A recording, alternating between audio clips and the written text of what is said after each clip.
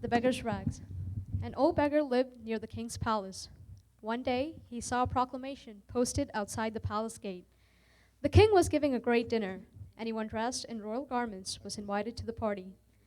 The beggar went on his way. He looked at the rags he was wearing and sighed. Surely, only kings and their families wore royal robes, he thought. Slowly, an idea crept into his mind.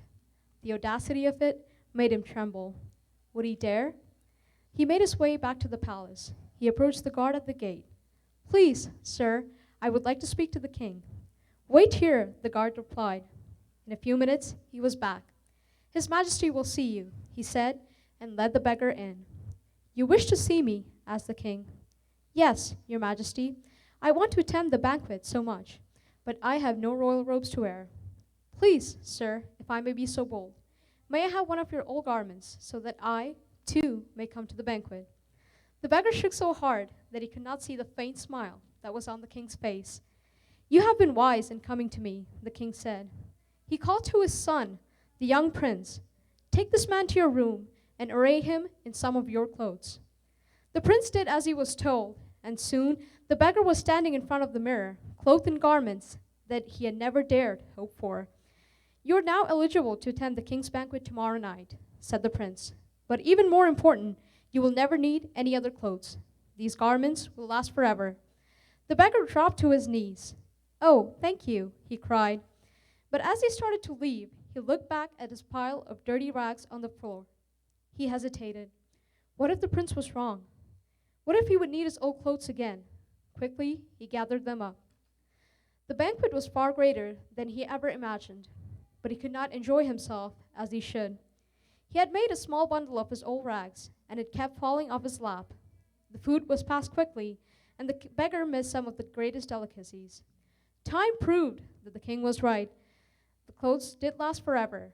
Still, the poor beggar grew fonder and fonder of his old rags. As time passed, people seemed to forget the royal robes he was wearing. They only saw the little bundle of filthy rags he clung to wherever he went.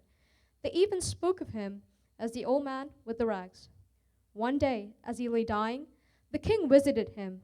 The beggar saw the sad look on the king's face when he saw the small bundle of rags by the bed. Suddenly, the beggar remembered the prince's words and realized that his bundle of rags had cost him a lifetime of true royalty. He wept bitterly at his folly, and the king wept with him.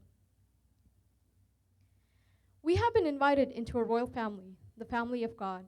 To feast at God's dinner table, all we have to do is shed our old rags and put on the new clothes of faith, which is provided by God's Son, Jesus Christ. But we cannot hold on to our old rags and still enjoy the festivities.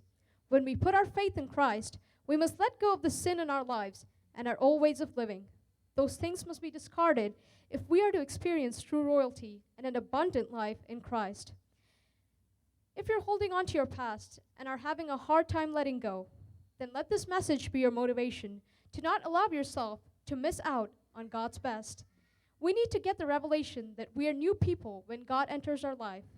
2 Corinthians 5 verse 17 says, "Therefore, if anyone is in Christ, he is a new creation. The old things have passed away. Behold, all things have become new." I encourage you to see yourself as a brand new person, and don't allow yourself to think back on your past.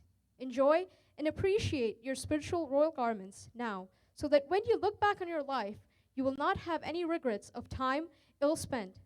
I hope you take this message to heart and see yourself as God sees you, a royal priesthood. May God bless us all with these words. Thank you.